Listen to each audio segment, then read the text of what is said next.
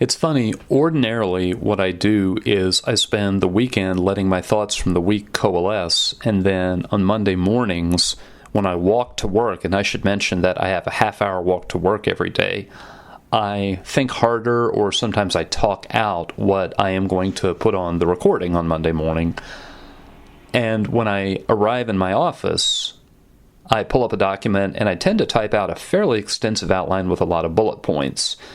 And for the first several weeks of this, when I was still trying to discipline myself to go a full half hour, and as a result I was just talking round and round and round ideas without adding anything, the outline could get pretty long. What I did this morning is I wrote one sentence, and after a little bit of warm-up to it, I'll give you the one sentence, and then I'll follow it wherever it's going to take me. So I have been shaving my head for quite a while, well over a decade, and one of the things that spares me is I don't have to see whether the hair on my head is going gray. But I have, for the better part of 2 years, I suppose, I have been seeing silver hairs show up on my chin because I have a goatee that's about 3 or 4 inches long. I don't trim it and I just let it grow wild, but that's where I have been able to see that one very big sign of aging. And it's also the case recently I have started to notice that my eyesight is going, and I'm probably not too far from needing to have reading glasses. And over the weekend I found out that my older brother, who's only 2 years older than I am, that he's had reading glasses for years. And he also has a goatee, although he trims his because he's married, and I'm sure that she insists. But his is solid silver. There's just not a dark hair in it. And I'm 48 years old, which means 50 is just around the corner. And I can't reasonably call myself even middle-aged anymore. I don't think I'll probably live into my 90s. People in my demographic don't tend to. And that means that at most I reasonably passed middle age 3 years ago, and I'm right on the front doorstep of being genuinely old. And that's a hard thing to let sink in. You know, if you do a little reading up on the memory bump, in some sense, psychologically, I sort of stopped moving my identity forward and revising my inner picture of myself somewhere between about age 15 and maybe somewhere in my 20s. And so I've continued to pile on experience and do things, but I haven't made any fundamental changes in who I thought I was since that sort of general vicinity. And so, and I've heard this impression, this sensation expressed by a lot of people in the past. You really feel as though you're somewhere back in young adulthood, but you're just sort of riding around in this vehicle that is getting more and more decrepit. And so the line that I wrote, here's the sentence that I wrote, and then I realized I don't need an outline this morning because this is behind everything. The sentence is, everything becomes more difficult. Moving, thinking, sensing, earning, mastering.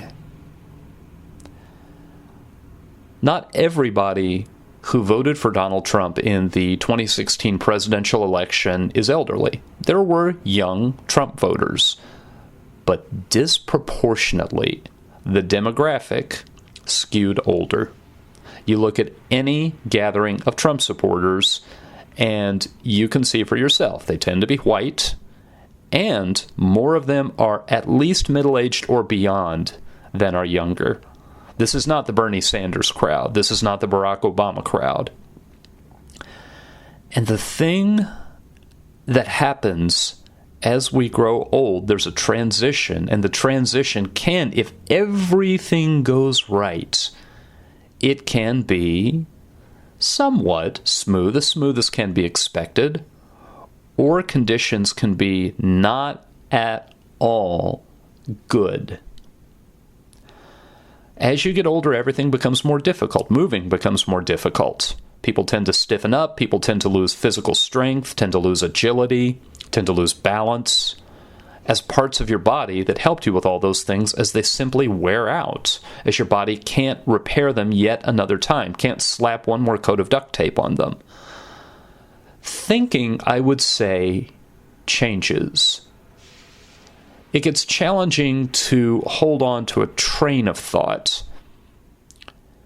My mother is 84 years old, and I talk to her every week on the phone, and I hear this with her. When she was younger, she modeled for me a behavior that's helped me out a lot in life, that she really had no patience with foolishness. She would think hard about things, and she would recognize what was wrong with someone's reasoning. And she was ruthless with that.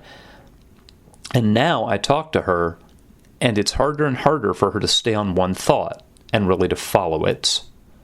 And I have noticed, even at my not very old age, anytime I mention to her I'm starting to feel old, all it does is make her laugh, because she compares where I am to where she is. And relatively, I'm not old. But what I always remind her is there's not a measure left by which you could call me young, and she's forced to agree with that. And where I am, I've already noticed that my memory is not as good as it used to be, that I have to work a lot harder to hold on to information than I used to have to. Everything is becoming more difficult. Sensing is becoming more difficult, and that's true in a number of ways. It is harder to see. I'm probably not too far from needing reading glasses. It's harder to hear. Even if I didn't have Meniere's disease, I probably would be not too many years from my first noticeable presbycusis. And presbycusis, by the way, is just the academic term for age-related hearing. The machinery inside your head that lets you take vibrations and make them into a very detailed picture, not only of language, but of other ambient sound. It's very, very delicate machinery, and it wears out. But also intuition. Being able to take the very subtle, very delicate, very marginal cues and figure out what's going on. Figure out when a situation is just minimally different from what's typical, but that minimal difference makes all the difference. It gets harder and harder as you get older because the subtle cues are harder to pick up on, partly because your senses are more dull, but partly because the people who make and maintain the unwritten rules are the people who are younger. So knowing when your ideas fit in with the ideas of people around you, well, demographically, as more and more people of your cohort are no longer around, it's simply less likely to be true. The next thing that becomes more difficult is earning. And people who get closer to the far end of life, even if you were absolutely brilliant, wise off the scale with your money, and even if you put up a nest egg to where you are obscenely wealthy, the thing about it is it's brittle. It's not being added to. The world's most ingeniously protected nest egg can be wiped out by that which is unforeseen. And the closer you get to the end of life, the less of a position you're in to go back and earn again. And that can make you feel very, very vulnerable. And that can be very, very frightening. And the final thing that becomes more difficult is mastery. And this, I think, is probably the biggest one of all. New lessons, new ways, new technologies just change in the world. Now, this problem is perennial. Absolutely everybody, as they get old, and I have mentioned this before, I may be to the point where I'm beating a dead horse on this one, absolutely everybody dies in a world that is not the same as the world they were born into. And it is a world, it can be kind of exciting. All the new things you can do now, all the new inventions, all the improvements. But it can also be very, very confusing. And really maybe the way to put my finger on it is you feel more and more helpless. It may not be the difficulty so much as the increasing feeling of helplessness. You get all the way to the far end of life, and what is not at all uncommon is you depend on other people just to carry out your daily life tasks. You need help going to the bathroom. You need help feeding yourself. I'm not quite to there. I've got a ways to go, I hope, before I get there. But mastering that which is new. You got to have your grandkids help you with your smartphone, or before that it was your computer, and before that it was your VCR. And I imagine before that, it was even figuring out how to turn on the television. You got to have the kids help you master the new technology. You got to have the kids explain to you the new innovations in social institutions having to do with gender, having to do with race, having to do with group identity. Your children and your grandchildren and your great-grandchildren have to explain to you in their generation coming up what the new norms of behavior are, what the consensus is about what's acceptable and what's antisocial.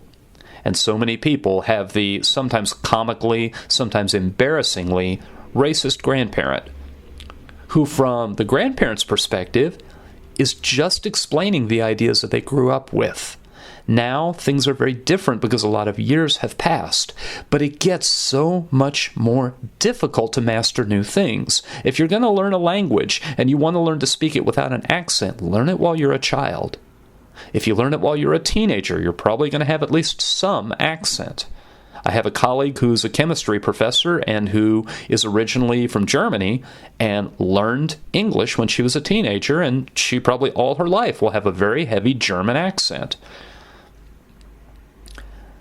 And I do know, because I'm to the point in life where I'm starting to pay attention to research on dementia, not because I expect it to happen to me next week or anything, but if you live long enough, a certain amount of it is more likely than not. And my little bit of fuzziness around my memory certainly means it has my undivided attention.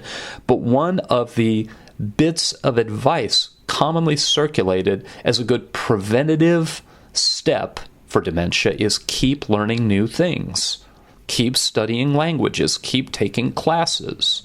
There's this sense as you get older, and I'm not even talking toward the end of life, I mean as you get into your teens and your 20s and your 30s, and you master things that were difficult for you as a child, there's a sense of relief. There's almost this sense of crossing the finish line of a race and saying, okay, now I know how to do that. I don't have to do the very hard work of learning how to do it. It is exhausting to learn how to ride a bicycle. It is exhausting to feel wobbly and unstable, and when you get to the point where you can sit on that bicycle and you're confident, then you can mark that off your list, and there's a sense of relaxation. There's a sense of letting down the intensity of trying to learn it.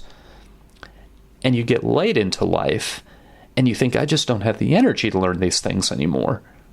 You know, I made it all the way to a PhD. I don't think I could stand going back to school. Certainly not going back to school with the mindset that I was under pressure and that it was important that I complete academic programs, because if I didn't, my well-being, my economic viability might not be stable.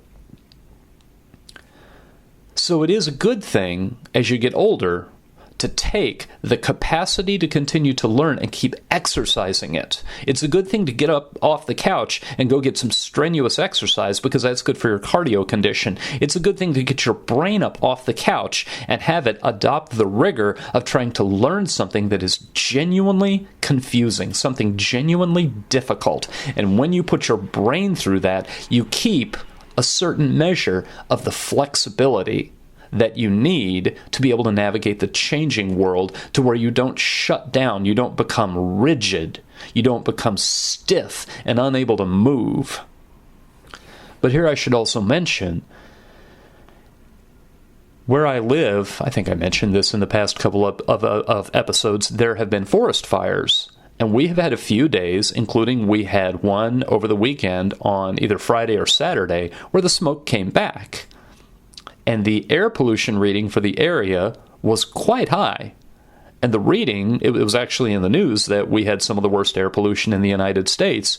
The reading was so high that it was unhealthy to go out and exercise.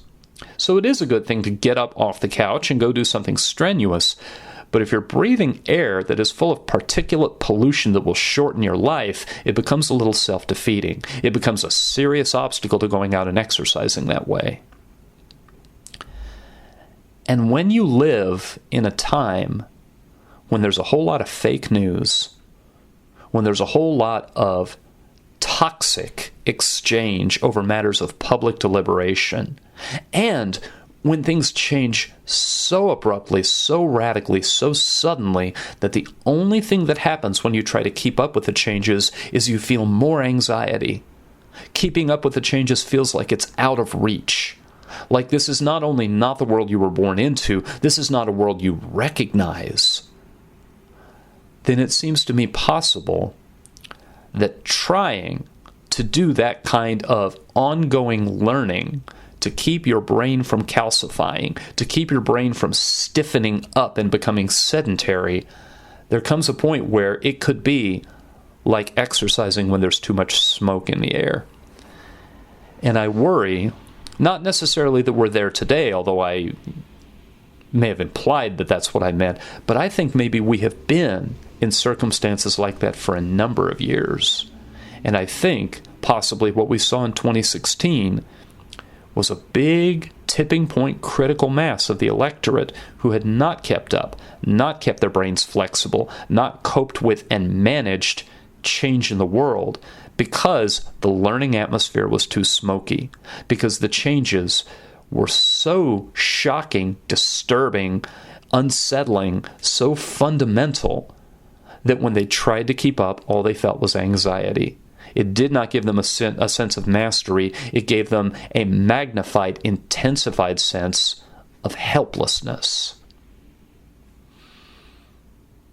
So that, of course, leaves me thinking, what am I supposed to do if I want to continue to learn? And, of course, I'm an academic who's kind of in the middle of my career. My career didn't really get started till I was almost 30, and I have good reason to think that I can go on practicing this career till my mid to late 60s.